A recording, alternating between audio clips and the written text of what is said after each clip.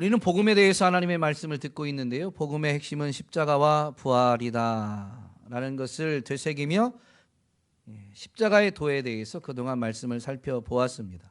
그러나 그것이 복음의 핵심이지 십자가의 도와 부활만이 복음이다 라는 건 아닙니다. 예수님이 곧 복음인데요. 성경은 예수님이 복음임을 우리에게 가르쳐주면서 예수님의 가르침과 모든 행적을 기록하여 우리에게 알려주고 있습니다. 예수 그리스도가 복음이다라는 것은 곧 예수님의 모든 가르침도 또한 복음이며 그분이 이 땅 가운데 육을 입고 계시는 동안 행하셨던 모든 일 또한 복음이다라는 것을 분명히 가르쳐주죠. 지난주에는 그래서 예수님이 이 비유로 가르치시기 시작한, 시작은 아니지만 그날에는 비유로만 가르치신 이 마태복음 13장에 있는 말씀을 되새기면서 왜 예수님은 그날에는 비유로만 가르치셨는가? 비유는 우리가 지난주에 살펴본 것처럼 관심을 키우고 주의를 집중시키고 이해를 돕고 기억을 돕는 좋은 이런 뭐라고 해야 될까요? 효과가 있는데 예수님은 왜 처음부터 비유로 가르치시지 않고 13장에 기록된 그날, 왜 그날에는 비유로만 가르치셨는가라는 것을 되새겨 보았는데요. 그 이유는 우리가 지난주에 살펴본 것처럼 비유는 그런 긍정적인 효과도 있지만 비유에는 또 다른 기능, 즉 이 천국의 비밀을 감추는 기능이 있기 때문임을, 예수님은 누군가에게는 천국의 비밀을 이해하도록 천국의 비밀을 나타내시고자 하셨고 또 누군가에게는 천국의 비밀을 감추고자 하셨기 때문에 바로 그날에는 비유로 가르치셨다라는 것을 되새겨 보았습니다. 그러면서 천국의 비밀을 아는 것이 허락된 사람들은 어떤 사람이며 그래서 그 비밀을 깨닫고 누리는 사람이 어떤 사람인지를 분명히 되새겨 보았죠. 천국의 비밀을 아는 것이 금지된 사람들, 이 마태복음에서 보면 12장에서 나타나고 있는 바로 이 바리새인들인데 바로 자신들의 안위와 욕심 때문에 예수님을 의도적으로 거절하고 고의적으로 예수님을 대적하는 자들에게는 천국의 비밀을 아는 것이 금지되어서 천국의 비밀을 감추는 이 비유로 예수님이 가르치셨음을 분명히 되새겨 보았습니다. 오늘 우리가 읽은 본문은 바로 그날 처음으로 가르치신 비유의 내용입니다. 지난주에 이 비유로 가르치시는 것을 분명히 살펴보면서 비유 안에서 비유를 이해할 때 핵심 메시지, 비유를 통해서 주시고자 하는 그 핵심 메시지를 붙잡는 것이 중요하다라는 것을 말씀드렸는데요. 이 비유를 통해서 예수님이 지금 가르치시고자 하는 핵심 메시지는 뭘까요? 그것은 12장부터 같이 봐야 되는데요. 지난주에도 한번 살펴봤지만 12장 안에 있는 내용을 보면 바리새인과 예수님이 이렇게 다투는 내용입니다. 사실은 바리새인들이 먼저 예수님의 명성에 흠집을 내기 위해서 시비를 걸은 것이죠. 근데 그 시비, 다툼이 심화되면서 예수님이 못 듣고 말 못하는 자를 귀신을 쫓아내서 고치시자 의도적으로 이제 예수님을 대적하게 된 그들이 귀신의 왕 바알세불을 힘입어서 이런 치유의 사건, 귀신을 쫓아내는 이적을 행했다라고 모함했습니다. 그들의 바리새인들이 고의적으로 모함한 것이죠. 예수님을 대적한 행위였습니다. 그러자 예수님이 그들을 심판하는 메시지를 전하면서 분명히 이것을 사시고 그들에게 말씀하신 부분이 있는데 그 말씀 중에 바로 이런 말씀이 있습니다.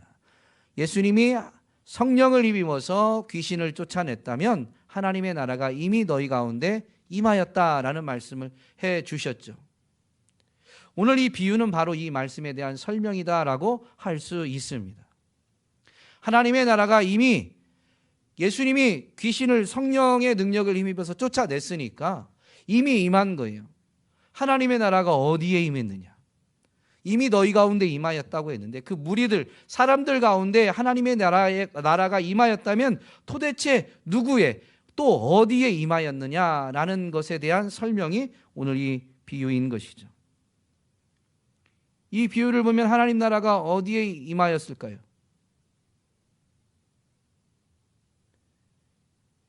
하나님의 나라가 어디에 임했을까요? 물론 비유에 있는 표현대로 하면 좋은 땅에, 좋은 밭에 사실은 하나님 나라가 임한 것입니다. 사실은 이 비유는 말씀에 대한 사람들의 반응을 묘사한 것이죠. 그러므로 하나님 나라는 바로 말씀에 대한 올바른 반응을 하는 곳에 임한다라는 설명인 것입니다. 누구라는 특정 인물을 가리키는 게 아니에요. 어떤 직분을 가진 사람을 가리키는 게 아닙니다. 천국의 비밀을 전하는 그 말씀, 이 복음에 대한 반응에 따라서 하나님 나라가 임하느냐, 그 복음에 대한 이 반응이 거절로 나오면 거기엔 임하지 않는다라는 것을 설명하고 있는 것이 이 비유입니다. 그런데 이 비유에 대한 기록을 보면 3절에 보면 예수께서 비유로 여러 가지를 그들에게 말씀하셨다. 물론 그날에 여러 가지 비유를 말씀하셨지만 이 표현은 그날의 여러 가지 비유를 말씀하신 것을 설명하는 게 아닙니다. 이 비유가 물론 핵심 메시지는 이거지만 그거와 연관해서 거기에서 파생해서 여러 가지를 가르치고 있음을 설명해 주고 있는 것이죠. 씨 뿌리는 비유에서 나타내고 있는 하나님 나라의 비밀은 또 뭐가 있을까요?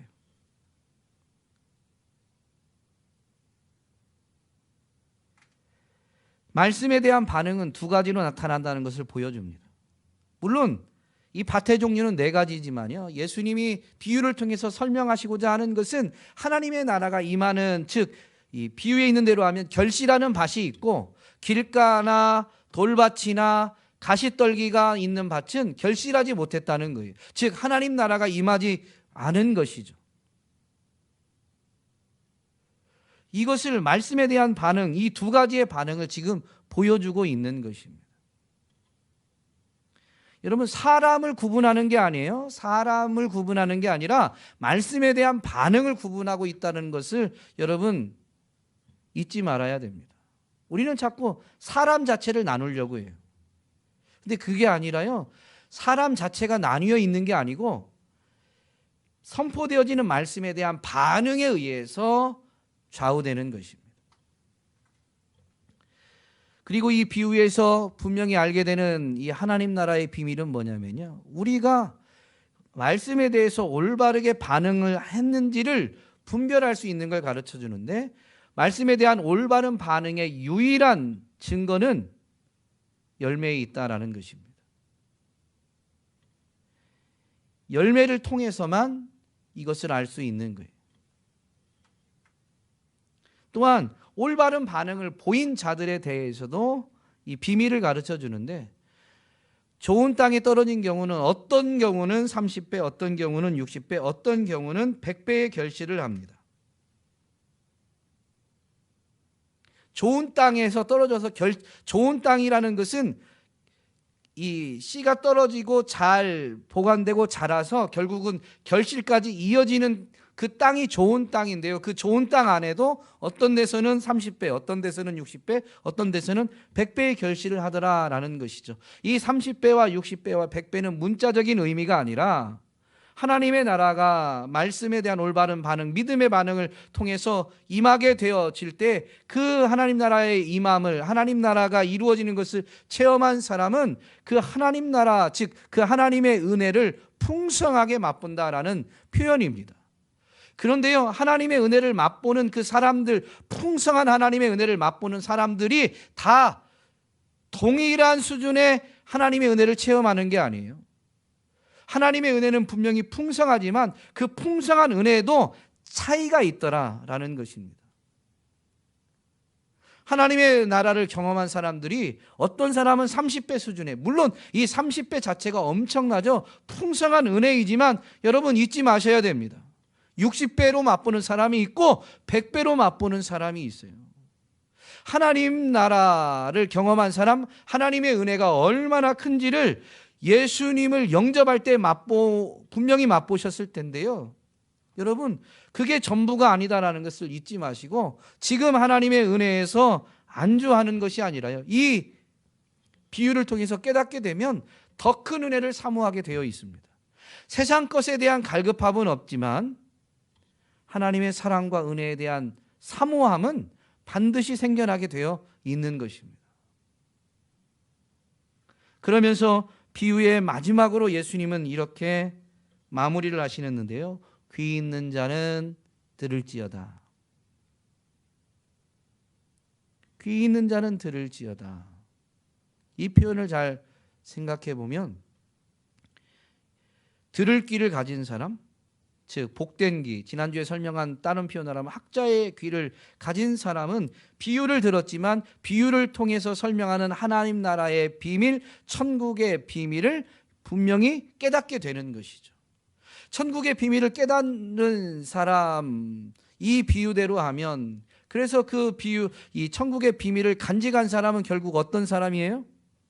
열매를 맺는 사람, 하나님의 은혜의 풍성함을 맛본 사람이죠. 귀 있는 자는 들으라라는 것은 그 은혜를 맛보라라는 이 요청이기도 하지만 이건 영적인 선순환에 대한 가르침이기도 한데요. 이 비유에서 보면 씨를 뿌리는 자가 어떤 사람이다, 하나님이 뿌린다, 이런 설명이 없어요. 비유에 대한 설명도 씨 뿌리는 자의 정체에 대해서는 나오지 않습니다. 그러므로 이 비유는 귀 있는 자가 들어서 맛보면 사실은 그 사람은 무엇을 간직한 사람이에요? 30배, 60배, 100배로 결실한 그 씨를 간직한 사람, 즉 하나님의 말씀, 살아있고 운동력 있는 말씀을 간직한 사람인 것이죠. 그것을 가진 사람이 또 뿌리게 되어 있는 거예요. 이 뿌리는 방식을 잘 살펴보면 바로 이 하나님 말씀을 전하는, 즉 씨를 뿌리는 자가 취해야 될 자세를 분명히 되새길 수가 있는데요. 고대 이스라엘 지역에서는 분명히 씨 뿌리는 일반적인 방식은 이 흩뿌리기입니다. 흩어 뿌리는 것이죠. 먼저 밭을 기경하고 그 밭에 씨를 뿌리는데요, 흩뿌리기로 하다 보니까 지금 길가에까지 씨가 떨어지는 거예요. 길가에 씨를 뿌리려고 던진 게 아니에요. 흩뿌리기 방식으로 이 밭에다가 씨를 뿌리는 겁니다. 그러면 이 사람은 경작한 땅에, 즉 밭의 가장자리까지 씨를 뿌리려고 한 겁니다. 흩뿌리기 방식으로 밭 구석구석까지 씨를 뿌리려고 하다 보니까 그 밭의 경계를 넘어서 길가에도 떨어지는 경우가 있죠. 이건 무슨 의미일까요? 뿌리는 자는 구석구석, 정말로 씨가 떨어져서 결실할 수 있는 그 밭으로 생각되어지는 구석구석까지 씨를 뿌려야 되는데 명확히 그 경계선을 지킬 수가 없다라는 것입니다. 그래서 어떻게 하는 거예요? 적극적으로 길가에 조금 더 뿌려지더라도 뿌리는 거예요. 그렇게 해야만 구석구석까지 이 씨가 뿌려지기 때문인 것이죠. 또한 땅을 기경하고 나서 씨를 뿌리게 되는데요, 땅을 기경하고 났는데도 돌밭이 있습니다. 이 표현을 잘 생각해 보면 이때의 돌밭은 큰 돌, 자갈이 지표면에 드러나 있는 경우를 말하는 게 아니에요. 씨를 뿌리기 전에 땅을 기경하면 그런 이 씨가 땅에 뿌리 내리는데 장애가 되는 것이 이미 드러난 돌은 다 제거하죠. 분명히 이 돌밭으로 묘사된 밭은 5절에 보면 덜어는 흙이 얕은 돌밭입니다. 흙이 있고 그 아래 돌이 있는 거예요. 흙이 얕을 뿐이에요. 그러니까 이 돌은 지표면에 드러난 게 아니라 지표면 아래 감추어진 돌, 바위를 의미합니다. 여러분, 땅을 기경할 때 고대사회에서 쟁기로 하잖아요. 쟁기로 땅을 갈아엎으면 쟁기가 갈아엎을 수 있는 땅의 깊이가 얼마나 될까요? 한 평균적으로 한 30-40cm 정도 됩니다. 그 이상 쟁기로 간다는 것은 쉬운 일이 아닙니다. 그건 구덩이를 파는 거죠. 이 밭에다 씨를 뿌리기 위해서 땅을 기경하는 경우 쟁기로 땅을 갈면 한 30-40cm 정도 파서 엎어버리는 거예요. 그러니까 그 밑에 3, 40cm보다 더 깊이 있는 바위는 드러나지 않아요. 근데 언제 드러나는 거예요? 씨를 뿌리고 싹이 나는데, 본문에서 설명은 이제 이 환란을 만난 경우이지만 뜨거운 햇빛, 이렇게 씨 오래 쬐어지면, 오래 비치면 수분이 없으므로 곧 말라버리게 되는 거예요. 그럼 그런 땅은 겉으로 보기에는 보슬보슬 땅이 참 좋은 것 같았는데 그 밑에 씨를 더 깊이, 뿌리를 더 깊이 내리지 못하게 만드는 바위가 있다라는 걸 농부들은 이제 깨닫게 되는 것이죠. 그러면 좀 이따 설명하겠지만 그 밭을 계속 사용하려면 이제 그 사실은 돌을 제거해야 되는 거죠. 이걸 모르는 동안은 어떻게 하는 거예요? 그 땅에다 뿌리는 거예요. 결실을 할 줄 알고 할 것을 기대하고 뿌리는 겁니다. 잡초, 즉 본문에 있는 표현대로 하면 가시떨기인데요. 이것은 잡초가 무성하게 나는 밭을 말합니다. 땅을 갈아엎으면 처음엔 잡초가 없어 보입니다. 그런데 잡초는 이 곡물, 곡식보다 더 빨리 자라게 되죠. 그래서 잡초가 난 것을 방치하면 이 뿌린 씨가 자라서 온전히 결실할 수가 없는 거예요. 그런데 땅을 기경해 놓은 상태에서는 여기서 잡초가 많이 날지 안 날지 정확히 어떻게 알겠습니까?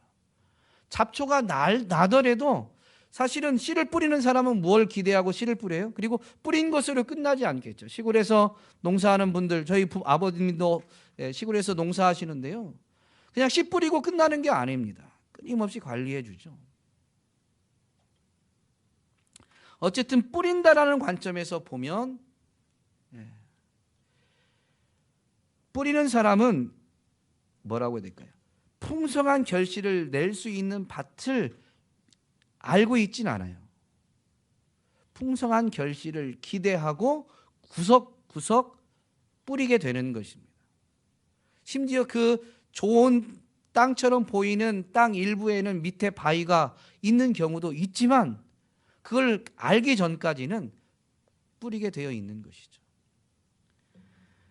그래서 사도 바울은 디모데에게 권면할 때에요, 말씀을 가르치고 말씀을 전파하는 일을 어떻게 해야 되는지를 분명히 가르쳐 주는데 이런 권면을 줍니다. 너는 말씀을 전파하라. 때를 얻든지 못 얻든지 항상 힘쓰라. 범사에 오래 참음과 가르침으로 경책하며 경계하며 권하라. 말씀을 한 번만 설명하는 것으로 끝나는 것이 아니라 때를 얻든지 못 얻든지 항상 힘쓰되 범사에 오래 참음과 가르침으로 경책하고 경계하며 계속 권면하는 것이죠.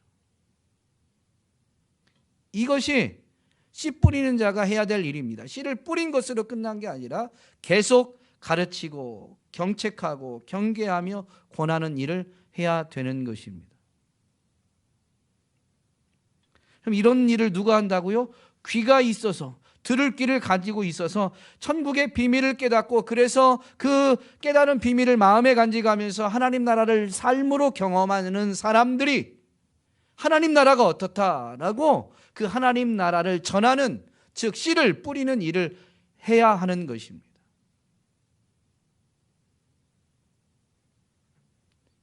여러분, 우리가 그 일을 맡아서 해야 되는데 어떻게 해야 된다고요?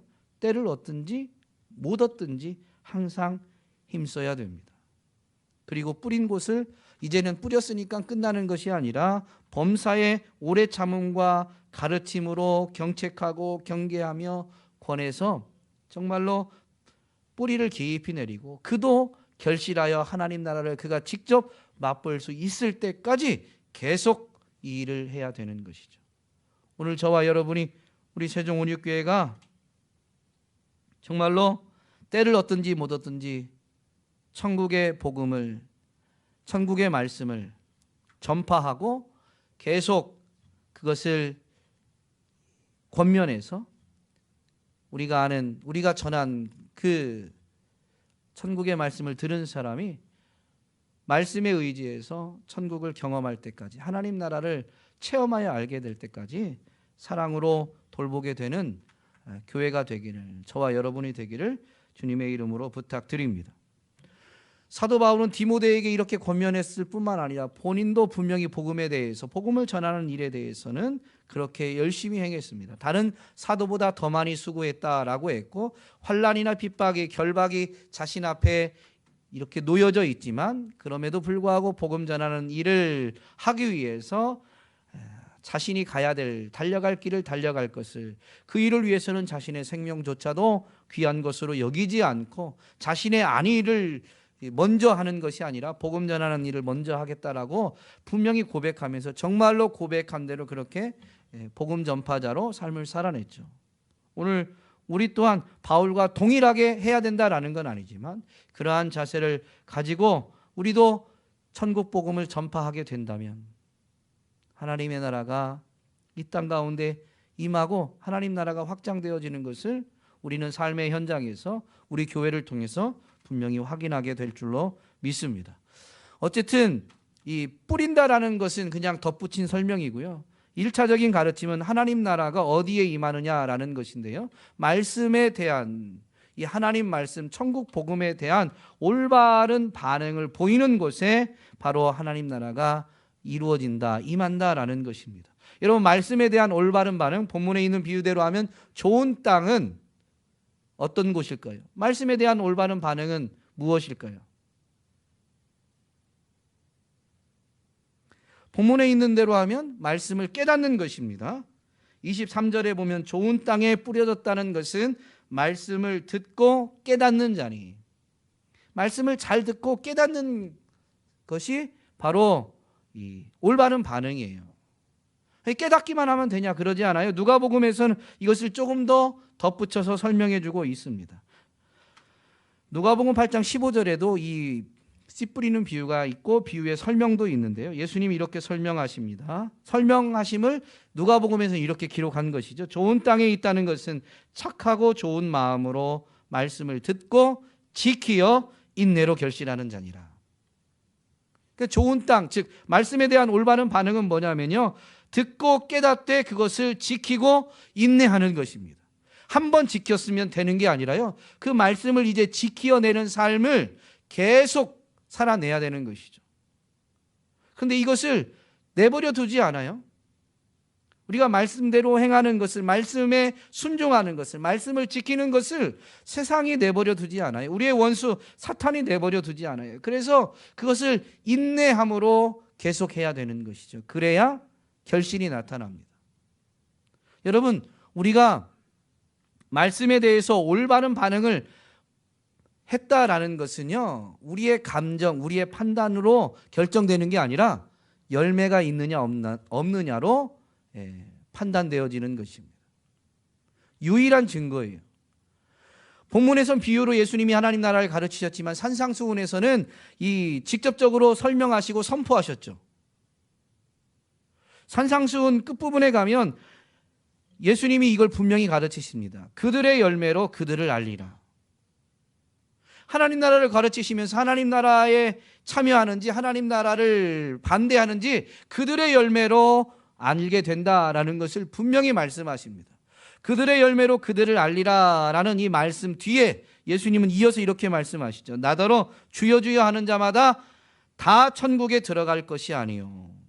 예수님을 향하여 주여 주여라고 부르는, 고백하는 사람들이 다 천국에 들어가는 것이 아니다라는 것은 예수님을 주여 주여라고 부르는 사람들 중에 일부는 천국에 들어가고 일부는 못 들어간다라는 거예요.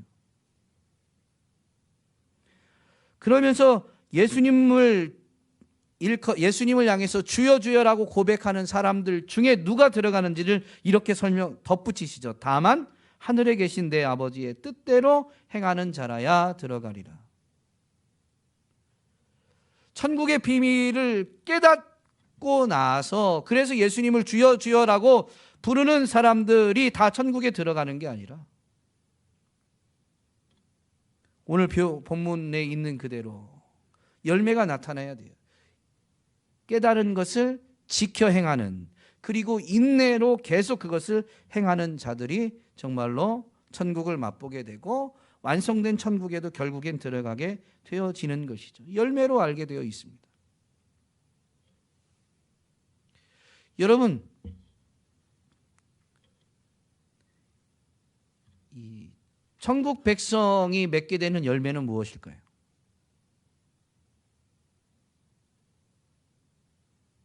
여러분 스스로도 점검을 해야 되잖아요. 설교가 길어지는 건 저만의 책임은 아닙니다. 열매가 뭘까요? 어떤 열매일까요?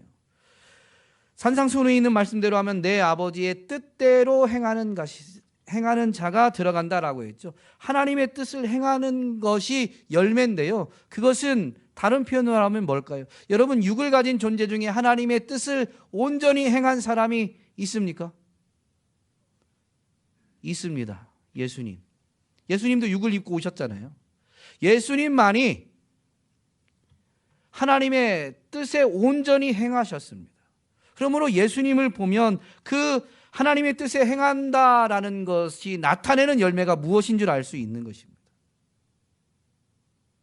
그래서 우리가 맺는 열매를 다른 표현으로 하면 예수님을 닮는다라고 표현하게 되죠. 그러면 여러분, 예수님을 닮는다라고 하면 다 예수님처럼 성형을 해야 될까요? 그건 아니죠. 예수님을 닮는다라는 건 무엇을 닮는 거예요? 예수님의 성품, 예수님의 인격을 닮는 거예요. 예수님의 성품, 예수님의 인격의 대표적인 것은 무엇이 있습니까?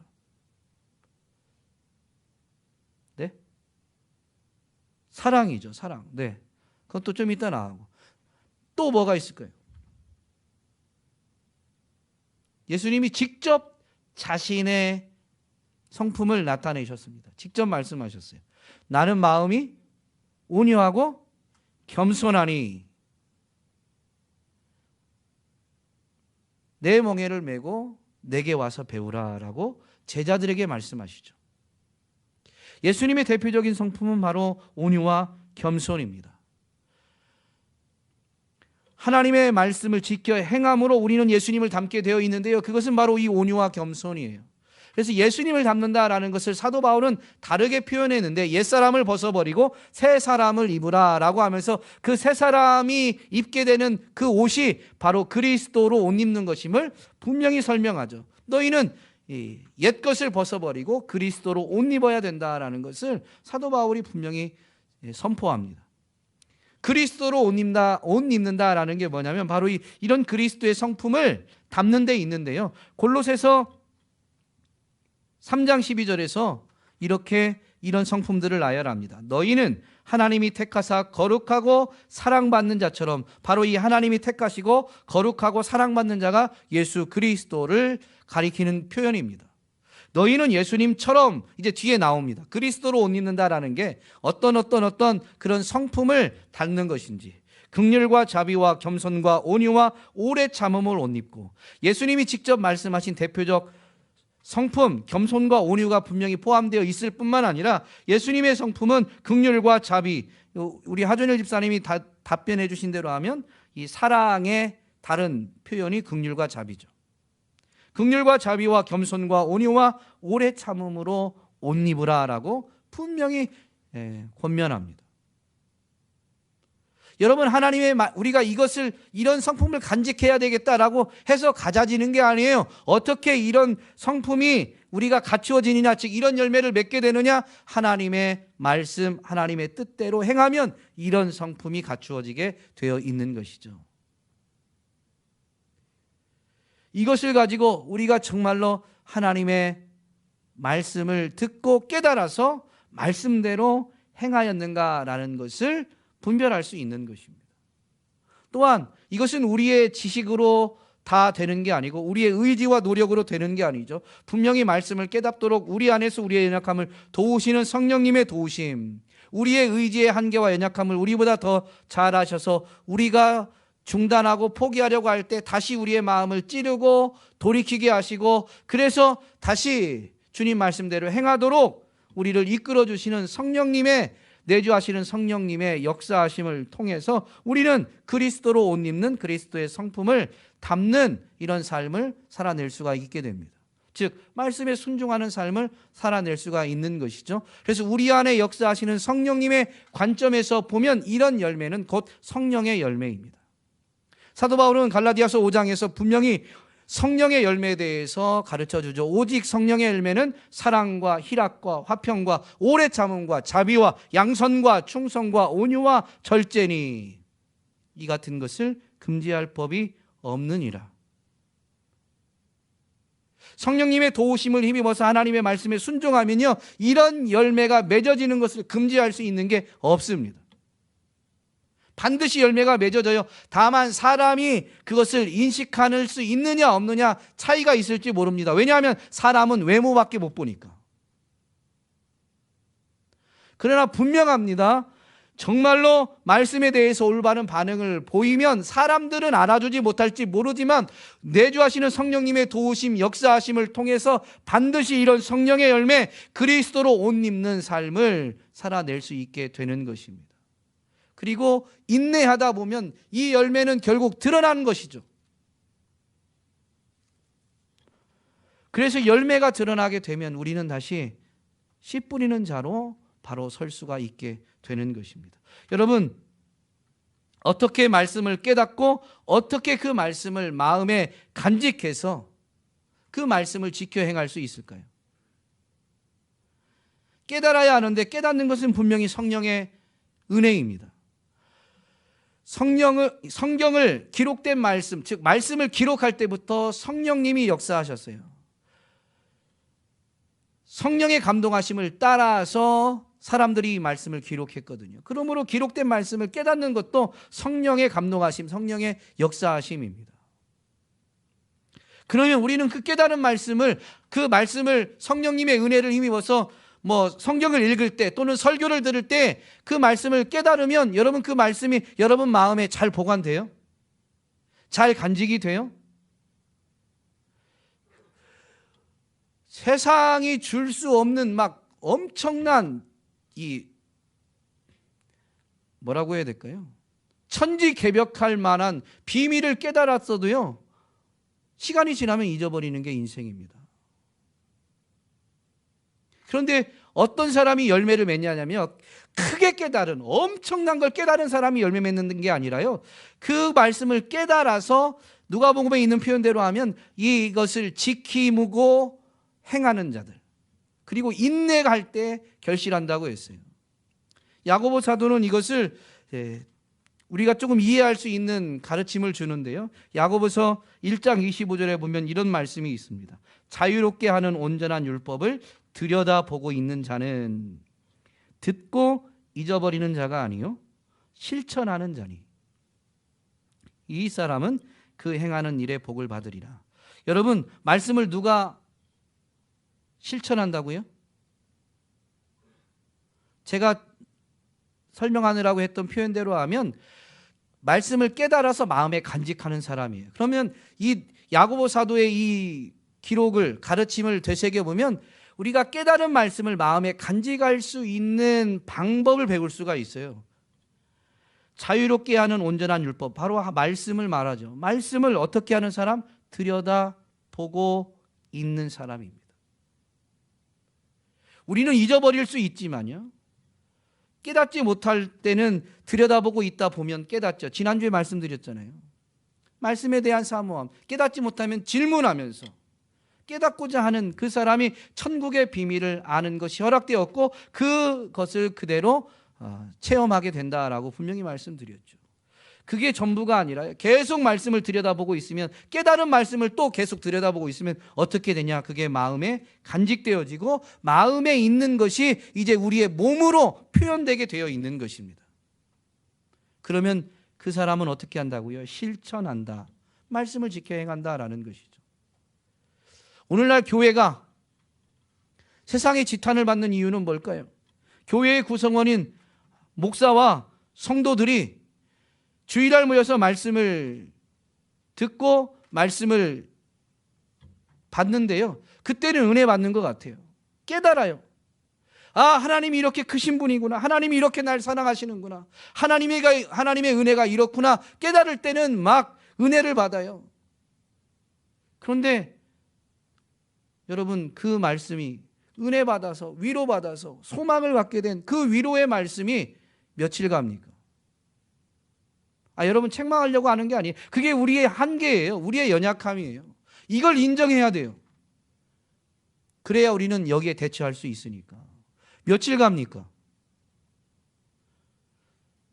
대답하기 싫으시죠? 분리하면 입을 닫는 여러분 참 좋으시겠습니다. 저는 얘기를 해야 되겠어요. 말씀을 설교를 준비하고 또 설교 이렇게 하는 목사도요, 월요일 날 잊어버릴 때 있어요. 월요일 날. 제가요, 저를 위해서 주부에다가 지난주 말씀 요약 코너를 만들어 놨습니다. 이렇게 안 하면 전하고 육체의 힘이 쫙 빠지면 잊어버려요. 저녁 때 잊어버릴 때도 있습니다. 내가 오늘 낮에 설교 뭐 했지? 설교 준비하고 설교하고 하는 목사도 이런데 여러분은 준비하는 과정은 없잖아요. 여기 앉아서 들을 때 아무리 크게 깨달아도요, 오래 가면 3일 갑니다. 여러분, 그러면 그 말씀을 지켜 행하는 것이 가능하겠냐고요. 좋은 밭은요, 말씀을 듣고 깨닫기 위해서 들여다보고 깨달은 것은 이제 마음에 간직하기 위해서 들여다보는 거예요. 계속 그 말씀을 되새기면 어떻게 되냐? 여러분, 몸으로 살아나게 되어 있습니다. 반드시 실천하게 되어 있어요. 그게 열매로 연결되는 거죠. 아니, 그것 자체가 열매가 되는 것이죠. 이 비유의 가르침을 통해서 분명히 예수님이 마지막에 덧붙이셨는데, 귀 있는 자는 들을지어다 했는데요. 여러분, 이 가르침을 통해서 들어야 되는 게 뭐예요? 내가 좋은 밭이구나. 저 사람은 길가와 같은 밭이네. 저 집사님은 가시떨기가 많네. 이렇게 판단하라고 주시는 말씀이 아니에요. 사람을 판단하는, 사람을 나누는 말씀이 아니죠. 말씀에 대한 반응입니다. 사람은 어떤 때는 길가와 같을 수 있습니다. 사단에게 말씀을 빼앗길 수 있다는 거죠. 가장 분명하게 이것을 판단할 수 있는 것은 여러분이 지난 한 주간 동안 회사에서, 직장에서 업무가 너무 과중해서 토요일까지도 출근하고 쉴 시간이 없다 보면 주일날 예배 드리러 오면 여러분 어때요? 여러분은 그런 경험을 잘 안 해보셨나 보는데요. 일주일 그렇게 너무 힘들게 일하고 토요일도 별로 쉬지 못하고 주일날 오면 주일날 그렇게 잠이 잘 옵니다. 예배 시간이 더 잠이 잘 옵니다. 여러분, 설교 시간에 조는데 말씀이 마음에 심겨지겠어요? 귀로라도 들려지겠습니까? 귀로 들려져야 깨닫고 깨달아져야 말씀에 이게 심겨질 것인데 그렇게 되겠냐고요? 안 되죠. 그런 때는 우리도 길가와 같은 밭이 될 수 있어요. 그러면 이 비밀을 깨달으면 어떻게 돼야 되는 거예요? 이건 하나님의 나라를 빼앗기는 거예요. 이건 하나님의 나라를 잃어버리는 거예요. 그러면 어떻게 해야 될까요? 좋은 밭이 돼야 되죠. 길가와 같이 딱딱한 밭은 어떻게 해야 될까요? 땅을 다시 갈아엎어야 됩니다. 돌밭은 어떻게 될까요? 몰랐습니다. 처음엔 좋은 밭 같아요. 예수님도 분명히 이것을 설명해 주실 때 말씀을 받을 때는 기쁨으로 받는데요. 저의 모교회는 말씀을 받을 때 아멘 아멘으로 받아야 됩니다. 이걸 의도적으로 훈련하고 그리고 그 말씀에 대해서 아멘 아멘 할 것을 매우 권면하고 심지어 강요합니다. 왜냐하면 말씀에 대한 그 동의를 이끌어내는 거죠. 그래서요, 제 모교에서는 아멘 아멘 안 하면, 말씀 받을 때 아멘 아멘 안 하면 별로 은혜 없는 사람처럼 쳐다봅니다. 그런데요, 본문에 있는 예수님의 설명이 뭐라고 하냐면 이 밑에 돌이 있는 밭은 말씀을 받을 때는 기쁨으로 받는데요. 여러분, 그런데요, 말씀을 받는 순간의 반응, 순간의 자세가 좋은 밭이라는 증거가 아닙니다. 그 기쁨으로 받은 말씀을 마음에 간직하고 인내해서 결실하는 것이 좋은 밭이라는 증거예요. 저는 모교회에서 그런 이 교회에서 자랐지만, 오래 자랐지만, 그래서 여러분 저도 아멘을 이렇게 촉구할 때가 없진 않았습니다. 제 기억에도 몇 번은 있었어요. 그러나 제가 여러분에게 아멘을 뭐라고요? 아멘 하기를 이렇게 자주 강요하지 않았죠. 왜냐하면 이 부분 때문입니다. 그것 자체가 여러분이 말씀을 마음에 받았다라는 증거는 아니에요. 좋은 밭이라는 증거가 아니기 때문입니다. 그러나 여러분 부탁드리는 건 여러분 말씀을 받을 때요, 아멘으로 받는 게 사실은 좋습니다. 좋습니다. 네. 왜냐하면 여러분이 아멘을 하면 말씀을 전하는 사람이 힘이 나요. 목사가 힘이 나면 그 메시지 자체에 이렇게 힘이 달라져요. 여러분이 인정하든 안 하든 뭐 이건 제가 체험하는 거예요. 달라지게 되어 있어요. 그러면 목회자가 전하는 말씀이 그렇잖아요. 제가 만약에 anyway 다음에 하겠습니다. 어쨌든 이 돌밭 말씀을 받을 때는 기쁨으로 받지만요, 그러나 그것이 좋은 밭이 아닐 수 있습니다. 그러면 어떻게 해야 될까요? 한 번에 그 씨가 자라고 날 때에는 중간에 그게 말라버렸으면 어떻게 해야 될까요? 거기에 그 밑에 돌이 있다는 걸 이제 알게 된 거죠. 좋은 밭이 아니라, 겉으로 보기엔 좋은 밭이었는데 좋은 밭이 아닐 수 있어요. 그러면 그 돌을 제거해야 됩니다. 그것은 밭이 스스로 할 수 있는 건 아닙니다. 그래서 우리가 할 수 있는 건 뭐냐면 적극적으로 하나님의 은혜를 구하는 것입니다. 제 믿음이 약합니다. 제 마음에 이런 돌과 같은 것이 있습니다. 하나님 제거해 주세요 라고 하고, 우리가 의지적으로 노력해야 될 건 앞부분에 있는 대로 말씀을 자꾸 들여다보는 거예요. 안 깨달아져도 기도하면서 계속 들여다봐야 되는 것이죠. 여러분, 가시떨기, 잡초가 많은 밭은요, 사실은 땅이 비옥하다라는 증거입니다. 잡초도요, 메마른 땅에는 잘 자라지 않아요. 잡초가 잘 자란다라는 것은요, 땅이 비옥하다라는 것입니다. 즉, 이것은 다른 말로 하면 말씀에 대한 사람의 반응의 관점에서 본다면 그 사람은 열정이 있고 열심이 있는 사람이에요. 그런데 그 열정과 열심이, 즉 가시떨기 나는 쪽으로 많이 빼앗기느냐, 즉 세상의 일과 재물에 대한 쪽으로 많이 빼앗기느냐, 아니면 영적인 것에 더 집중하느냐, 이것에 따라서 가시떨기가 더 많이 자라느냐, 정말로 곡식이 잘 자라느냐로 나뉘게 되는 것입니다. 분명히 그 사람은 열심이 있는 사람이에요. 그럼 이 사람은 어떻게 해야 될까요? 잡초가 날 때 계속 제거해야 되는 거예요. 의도적으로 교회가 정하는 공예배나 경건훈련에 적극적으로 참여하면서, 사실은 그것으로 좌우되는 건 아니라요, 그런 이 공적인 모임, 공동체를 통해서 그런 경건의 훈련을 습관화해서 자기 스스로 규칙적인 경건 생활을 할 수 있으면 그 사람은 정말로 풍성한 하나님의 나라의 은혜를 체험하게 될 겁니다. 세상 일에 관심이 많고 세상 일에 열심이던 사람이요, 정말로 그걸 자꾸 누르면서 경건한 것에, 영적인 것에 집중하면 풍성한 결실을 분명히 맛보게 되어 있죠. 이 귀 있는 자는 들으라는 말씀은요, 우리 마음이 길가와 같이 될 때, 돌과 같이 될 때, 잡초가 많이 날 때, 여러분 그것을 제거해서 좋은 밭이 되어야 된다는 것입니다. 산상수훈에 있는 예수님 말씀으로 빗대어서 해석을 하면, 여러분 남의 눈에 있는 티를 볼 게 아니라 내 눈에 있는 들보를 봐야 되는 것입니다. 여러분, 왜 내 눈에는 들보일까요?